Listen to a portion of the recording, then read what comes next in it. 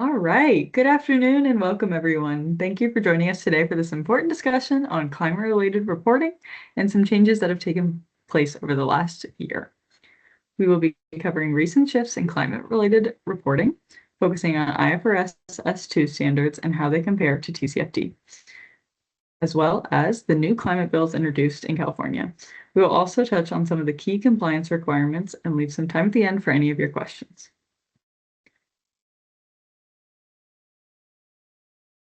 Before jumping in, we'd like to give you a bit of background information on who we are.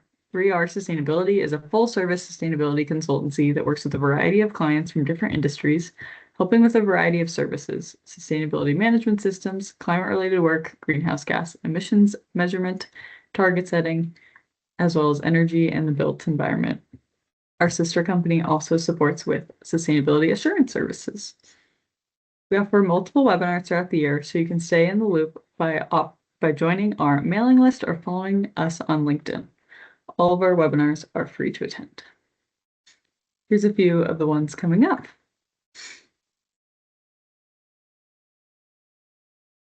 Next, I want to introduce today's panelists. Today we have Sara Diamond, a senior consultant at 3R on the climate and greenhouse gas team. Sara's familiar with multiple climate-related reporting standards, including IFRS S2, CSRD, CDP, and helps clients fulfill their reporting requirements and assess climate-related risks and opportunities. Second, we have Megan Tarrant, a consultant also on the greenhouse gas and climate team. Megan also has experience with climate-related reporting standards and frameworks, including CDP and the new climate California laws.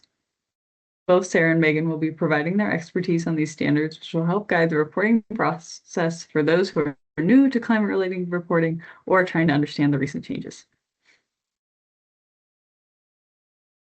Our agenda will be as followed.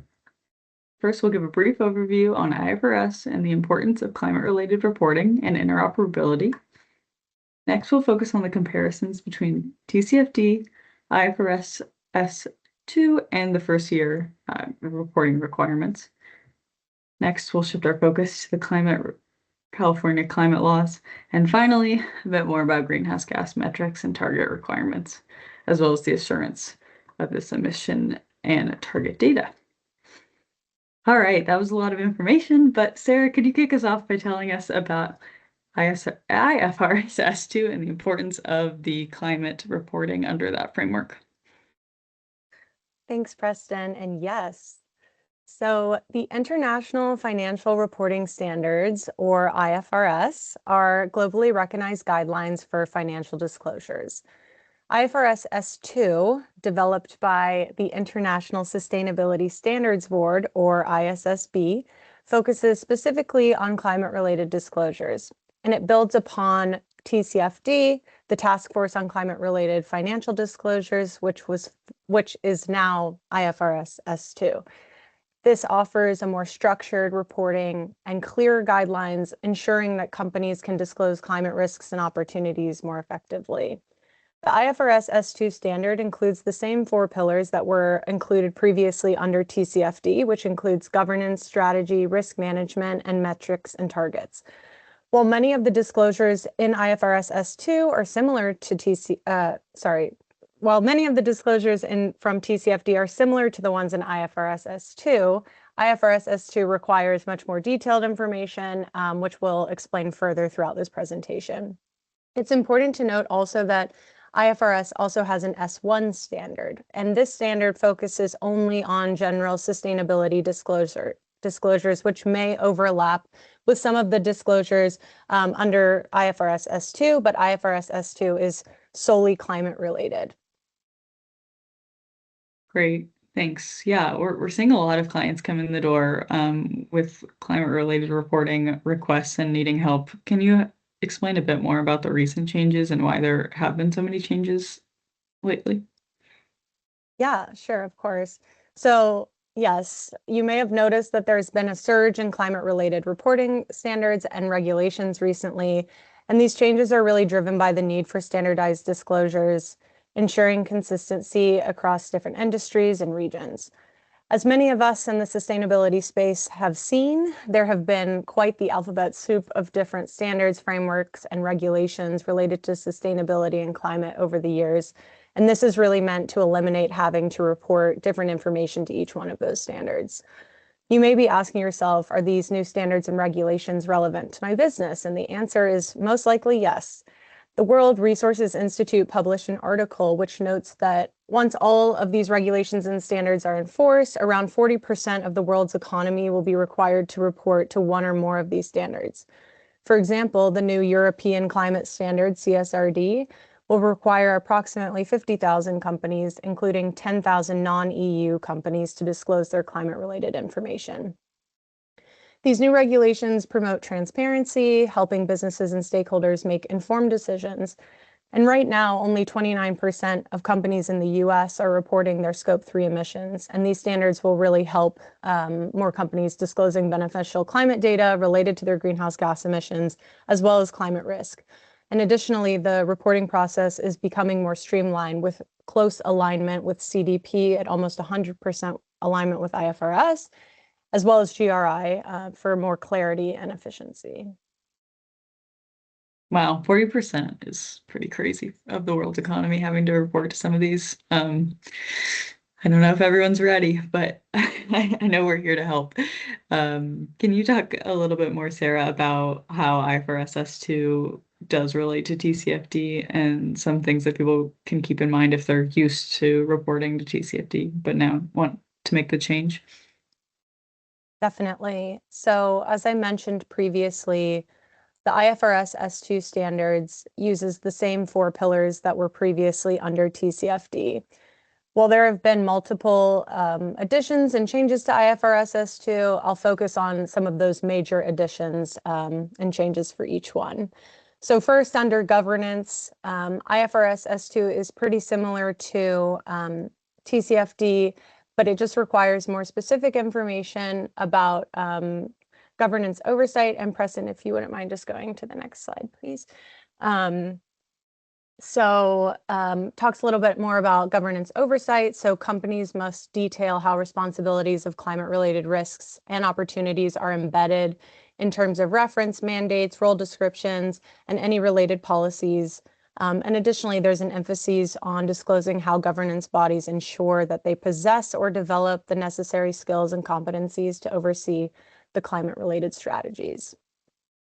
Under the strategy pillar, which is probably the most detailed of the 4, beyond identifying climate-related risks and opportunities, IFRS S2 mandates companies to specify where in their business model and value chain these factors are concentrated. So this could be a geographical area, a facility, or types of assets.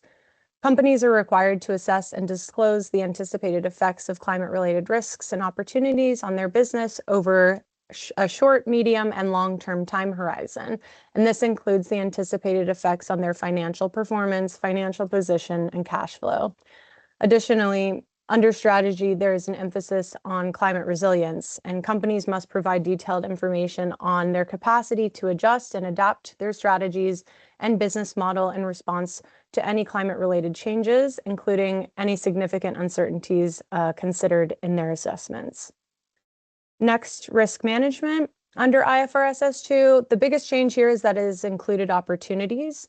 While TCFD focuses on the identification and management of climate-related risks, IFRS S2 expands this scope to include climate-related opportunities. Companies are required to disclose processes used to identify, assess, prioritize, and monitor both risks and opportunities, providing a more comprehensive view of their risk management approach.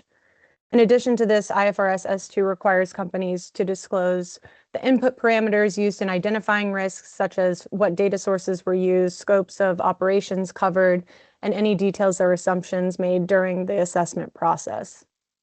And lastly, to the metrics and targets, which I'll talk about here, and then I'll focus on again later on in this presentation. But there's mandatory Scope 3 emissions reporting under the metrics and targets for IFRS S2. Unlike TCFD, which only recommends Scope 3 emissions disclosure, IFRS requires, if applicable, companies to disclose Scope 1, Scope 2, and Scope 3 greenhouse gas emissions. This would include detailed information on the various Scope 3 categories that are applicable to a company's business operations, and for certain sectors like asset management, disclosure as well on financed emissions. If applicable, companies must also disclose information about any planned use of carbon credits to achieve net zero emissions targets, including the type of credits, for example, if it's a nature-based or technological carbon removal, and any dependencies or assumptions underlying their use. Lastly, IFRS S2 requires companies to disclose how the latest international agreements on climate change have informed their targets and whether these targets have been validated by a third party, ensuring that there's alignment with global climate objectives. And as I said, we're going to come back to the metrics and targets section later, but those are the main changes. Thanks. If you're listening to this and you're feeling like, oh wow, that's a lot of information, I want to introduce you to the transition relief option that is for IFRS reporting. Can you talk a bit more about that, Sarah? Yes. So given that this is the first year that most companies are disclosing under IFRS S2, companies have the option to report only on their identified climate-related risks and opportunities, which is being called a climate-first approach. So under this approach, a company does not have to report any comparative information, disclose Scope 3 emissions, use the greenhouse gas protocol if they're currently using a different methodology to measure their emissions, or report at the same time as their financial statements. After the first year, however, companies will start being required to report all of that information if it's applicable to their business. And at 3R, we really recommend that companies who have not measured their Scope 3 emissions or done a climate risk assessment prepare to start doing so now, so that they have so they're prepared to disclose after the first year of reporting and are able to comply with the standard. Yeah, it's helpful that they're kind of putting that gap in there, but it is only a year, so trying to get people to prepare ahead of time for sure. Megan, let's transition to the California climate ruling. I know it's related to some of these standards, but can you tell us more about the ruling and what those require? Yes, so California is obviously a very large economy and has made some legislative decisions statewide that were not being pursued at a country level, with the idea that with such a large economy and so many companies doing business in California, it was time to take action. So in October of 2023, the California legislature passed 2 laws focused on corporate climate disclosures to address physical and financial risks associated with climate change. Here's just a quick overview of those laws, which was the Climate Corporate Data Accountability Act, or SB 253 is what I'll call it for the rest of this presentation, and the Climate Related Financial Risk Act, or SB 261. So I'll be using the shorthand as I reference these laws throughout the presentation, but those are their formal names. As you can see, there are a few key differences to these bills. They're both applicable to public and private businesses that do business in California, each with their own revenue threshold. So for SB 253, companies fall in scope if they have annual revenues of $1 billion USD or more. And for SB 261, the revenue threshold is 500 million USD or more. In terms of what these laws are, SB 253 requires companies in scope to report their greenhouse gas emissions with third-party assurance, and SB 261 requires companies in scope to disclose climate-related financial risks and their mitigation strategies. So you can see after learning more about IFRS S2 that 261 is kind of the California version of that law and has a lot of overlap that I'll talk about in a minute. And in terms of when these laws are going to be applicable, SB 253 requires annual reporting starting in 2026. There's a few additional factors that come into play over the years, but the first reporting window is 2026. And SB 261 requires biannual reporting starting in 2026 as well. There have been some updates since these laws were passed. There was an additional law, California SB 219, passed in September of 2024, that mainly impacted the implementing authority for these laws, which is the California Air Resources Board. It extended their deadline to adopt the implementing regulations. This could be causing some confusion or frustration among companies because there are a lot of details that still need to be finalized about the implementation of these laws, including a big one, which is defining what doing business in California means. And there are other key elements that companies really need to understand if they're in the scope and how to be compliant with these laws. So the California Air Resources Board now has until July 1st, 2025 to finalize the disclosure requirements, which will only leave 6 months before 2026. And these companies that are decided to be in scope must report. So like Preston said, and Sarah said, recommending folks to start looking at their emissions and looking at their risk reports ahead of time. This is also something that companies will have to start doing potentially before they're even certain if they're in scope or not. So looking a little bit closer at each of these laws, we'll start with California SB 261.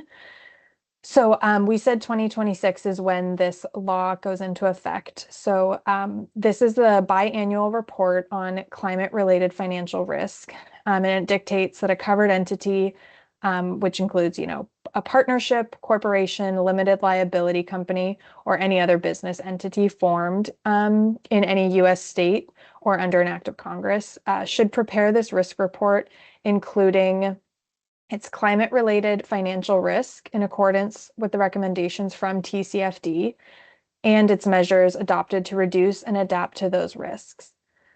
The law specifically names TCFD or any successor, and since TCFD has been integrated into IFRS S2, like Sara discussed earlier, it can be assumed that following the IFRS S2 framework would fall under the equivalent reporting requirement.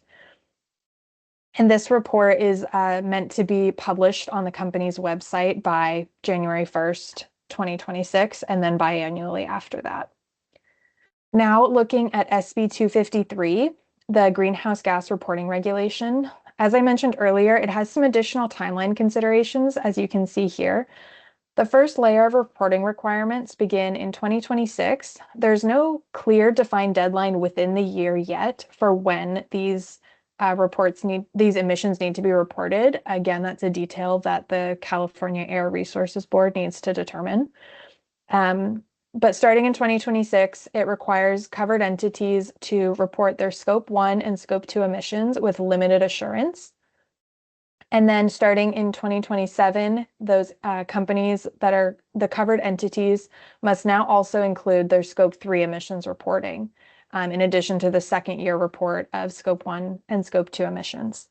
And then jumping back up to 2030, those annual Scope 1 and Scope 2 emissions must have reasonable assurance, and Scope 3 emissions must have limited assurance. Now, quickly, I just want to touch on what that means in terms of limited versus reasonable assurance.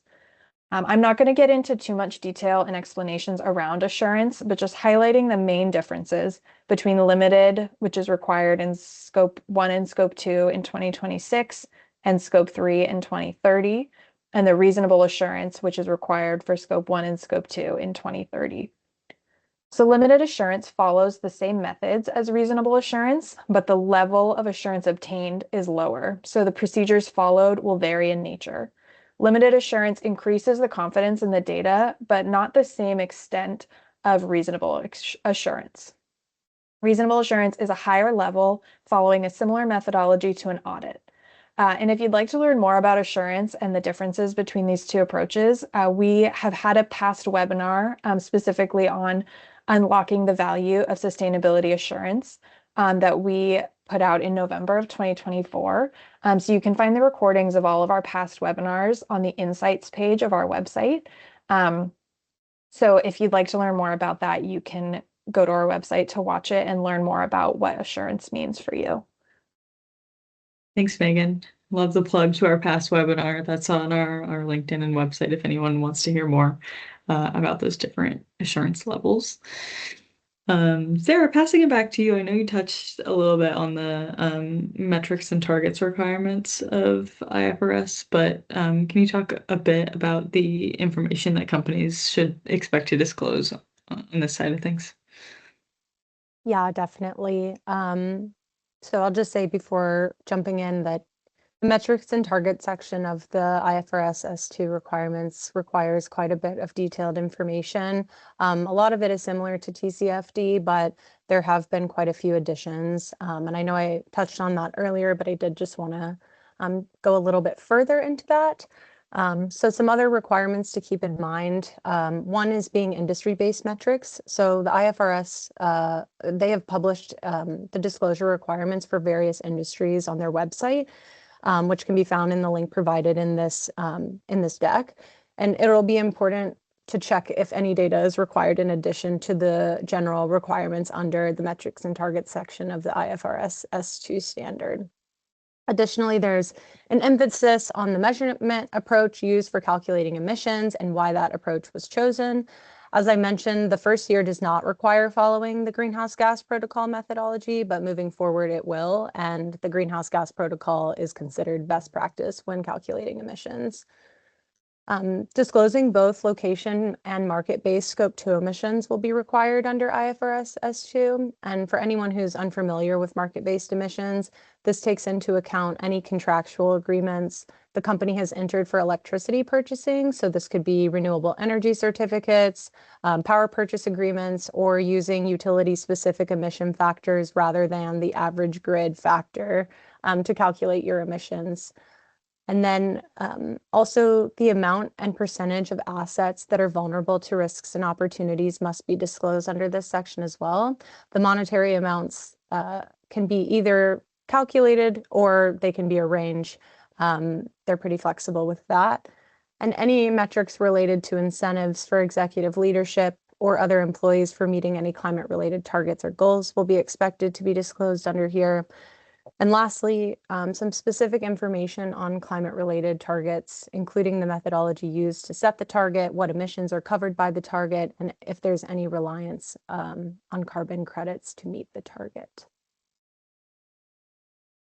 So I know that was quite a lot of information. Yeah, definitely. Zoom through that. We're gonna have some time for audience questions. We have one that I want to ask you both, but please send Q&A into the chat or into the Q&A function if anyone has questions. We'll be providing the link to all the slides as a follow-up to the recording, so you'll have access to all that information we went through. But any questions right away, we'd love to answer them. But right away, Sarah and Megan, what do you do at 3R to help clients prepare for these types of reports? I can take that one. So 3R, we've helped many clients disclose and comply with multiple climate-related reporting frameworks and standards in the past. And it really depends where the company is in their climate-related journey, what kind of work they've already done. But we help companies conduct gap assessments of their current public reporting and the reporting of their peers, to kind of help determine the areas where clients need the most assistance. And this could be either measuring emissions, which we've helped many clients measure all 3 scopes of emissions, conduct a climate risk assessment, which we also have quite a lot of experience in, or simply just helping them disclose data that's required by customer, other stakeholder requests, which we commonly see a lot. So 3R is really equipped to help companies with all of these things. We have multiple people on our team that are not part of this presentation that are experts in climate-related reporting and other reporting standards, such as CSRD and GRI as well. So we do have a lot of expertise on helping our clients fulfill these requirements. And considering the new California laws, there's still a lot up in the air, but an important element of the SB 253 is having assurance on the those emissions calculations. And something that we've been doing even, before these California climate laws were, on the table is our inventories are assurance ready. It's something that we put a lot of time and effort into for our clients so that, some were already, pursuing assurance on their own, but now, it's not a big change for us or for our clients. It's something we've been practicing from the start. Yeah, I think that's something that rare about 3R is we're all kind of cross-trained in assurance readiness and our various expertise, our areas of expertise. So our clients definitely appreciate that. We got a question from the audience. Someone asked who falls under these regulations and what are the repercussions of not complying with the standards? I can take that one. So it really depends. Again, the most common instance that we've seen are companies that get customer requests asking them to disclose to these specific standards or regulations. A lot of them are requesting this and require their suppliers to do this in order to remain part of their customers' value chain. So I would say that is the most common thing that we see. However, as Megan mentioned about the California state rulings, these two laws have specific requirements about being in California. We're still waiting to hear exactly what that means, whether that means you have a physical facility in California or whether you're doing business in California. So we're waiting to find that out, but those also have revenue requirements as well. And I should just note that California is the first state to actually pass this legislation, but there are multiple states that are following suit with this. And some of the ones include Illinois, Minnesota, Washington, New York, have not actually passed these regulations yet, but are likely to follow in California's leadership. So, and I also just wanted to add that we do have a lot of our clients, and we recommend a lot of our clients to also report to CDP, which is a great place for data transparency. You can do customer requests through CDP, and that's where many of our customer requests come from, which just makes it able to be more transparent about your data and any, climate-related information that your customers might be looking for. In terms of kind of repercussions, for California specifically, there are fines for non-compliance. There are monetary fines for SB 253. The penalties could be up to $500,000 per year. Since it's an annual report. This past December, there was kind of a decision that came down from the regulatory board that kind of a safe harbor where there could be fees. Those penalties could be waived for the first year if companies that are in scope can show kind of good faith that they are working towards this reporting. So that's still kind of evolving. And then for SB 261, the penalties are up to $50,000 per year. It's kind of unclear since that says per year an annual penalty when it's a biannual report. Again, the California Air Resources Board has their work cut out for them. Just a lot of clarity that is needed. But outside of the actual kind of financial regulatory penalties and repercussions, there's kind of just, market impact, customer preference and kind of this reputational risk that exists for companies that are not able to be compliant, that organizations do need to consider in addition to those regulatory repercussions.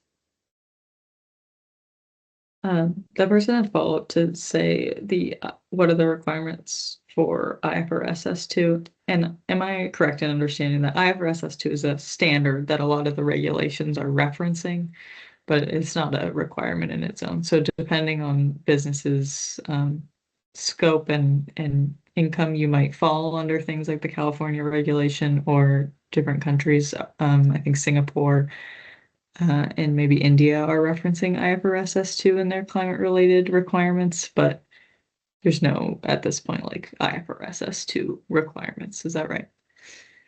Yes, right now the IFRS S2 is it's not a required standard under a specific jurisdiction. However, as you said, many of these jurisdictions that are implementing climate laws are modeling it after IFRS S2.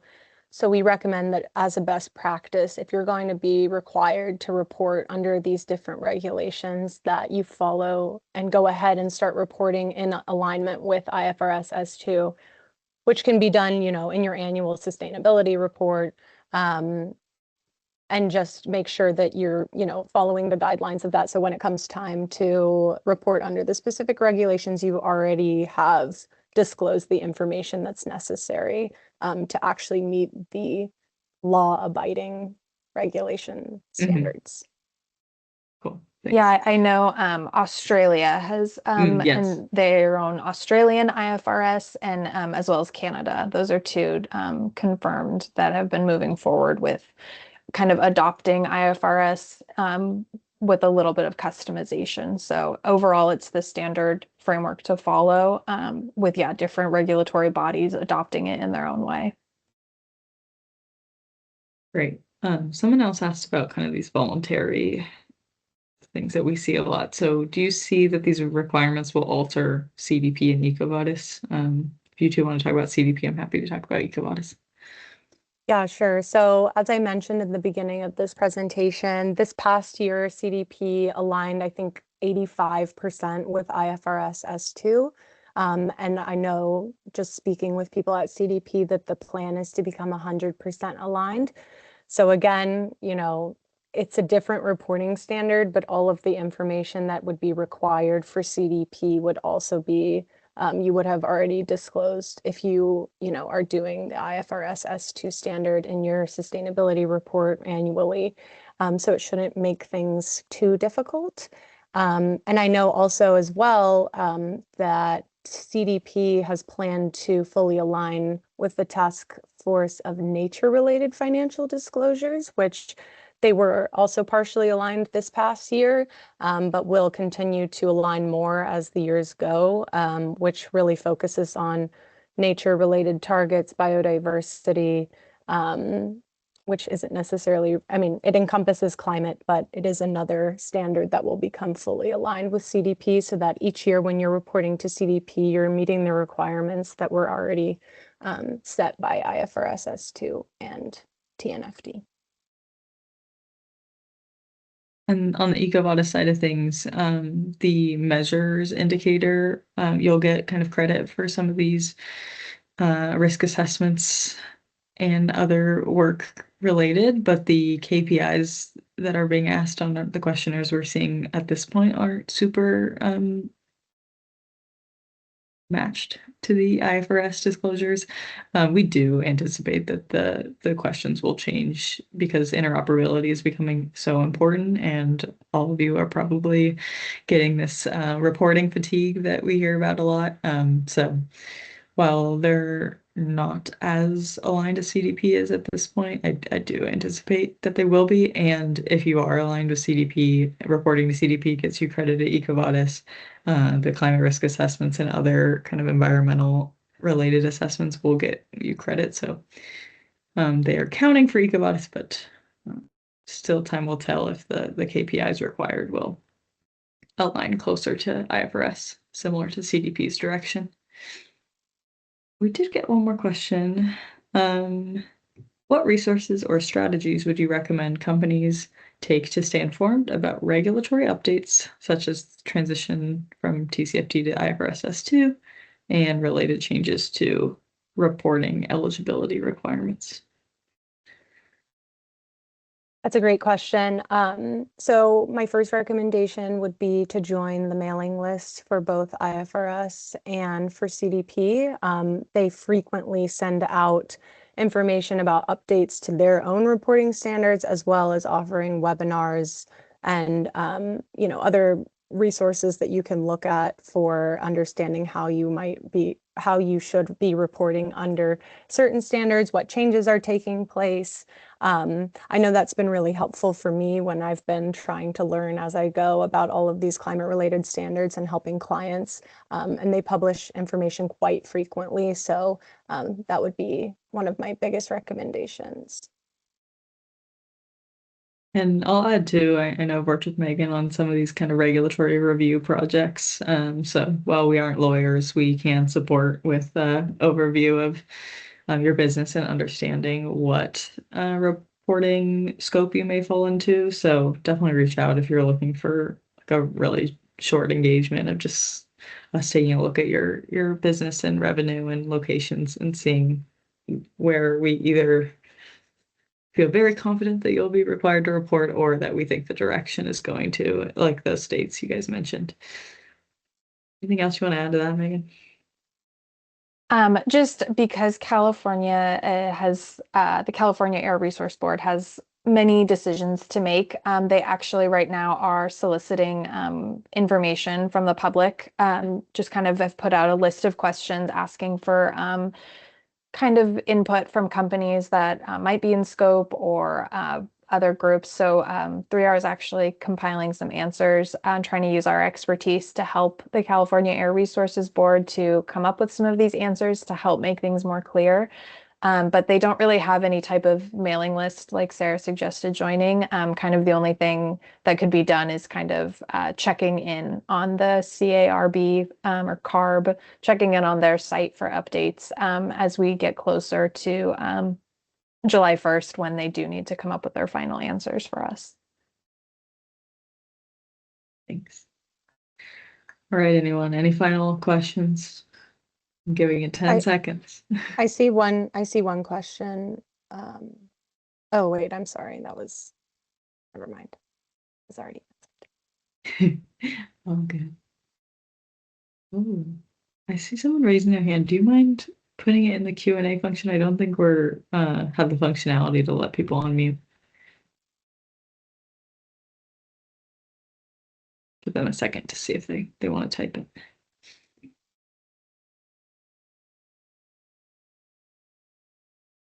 I'll just add while we're waiting for that question. We have a lot of clients who, they don't want to have to report to any standards or regulations until they're absolutely required to do so, which we understand. But we do encourage our clients to, at least start assessing, if they have not done so, to assess their risks, and also if they have not measured their scope 3 emissions, to really start doing a feasibility assessment of what that might look like and how difficult that might be, because when it comes time to report, it does take quite a bit of time to gather all of this data and information. So we just want our clients to be as prepared as possible to report the required information when it becomes relevant to them. Yeah, definitely. And I think something special about 3R is that we'll work with you to kind of see what that looks like. We're never going to make you do everything right away. We're going to meet you where you're at. So if you're feeling like we think we maybe have to do this, we're not sure, we don't know if we want to, definitely reach out and we can at least have a conversation. Looks like they put question in. So is there an impact for commercial fleets or anything special for the California laws, or is it just revenue based? It is just a revenue based for the threshold in terms of who that applies to. Like we said, it's still kind of up in the air. So some folks are are just operating under the assumption of the California Franchise Tax Board, which includes some percentages of your revenue or employee headcount or assets in state. But it's not certain that that's going to be what we should follow. There are some people who are just using that assumption for now. But in terms of, if you just have a fleet, it's not really clear if that would qualify or not. So there's that missing piece. And then once you know if you're in that group, then you can look at your annual revenues to see if you'll fall in scope. And maybe add a bit about how commercial fleets get put into the different greenhouse gas scopes. Yes, so in terms of kind of your emissions reporting for fleet vehicles, if they're owned by your company, owned and operated, then they'd fall under your scope 1, which is required in the first year. If they are leased vehicles, then they'd fall in scope 3, which isn't required until 2027. So it's depends on kind of how your company is structured in terms of when it would be applicable if you fall in scope. Thanks. I get that question a lot. So. All right. Well, thank you all for being engaged and asking great questions this afternoon. I hope it was helpful. I know it was a lot of information in a short period of time, but like I said, I'll share the recording to all registered attendees. So you should get the additional information in the next few days. If you have any questions or this has kind of sparked any interest in understanding more what you might need to do in the next couple of years, please reach out on our contact page and we'd be happy to have a conversation at least to kind of help you understand where you're at. Thank you both for all your work today. We'll talk to you soon. Thank you. Thanks, everybody. Bye.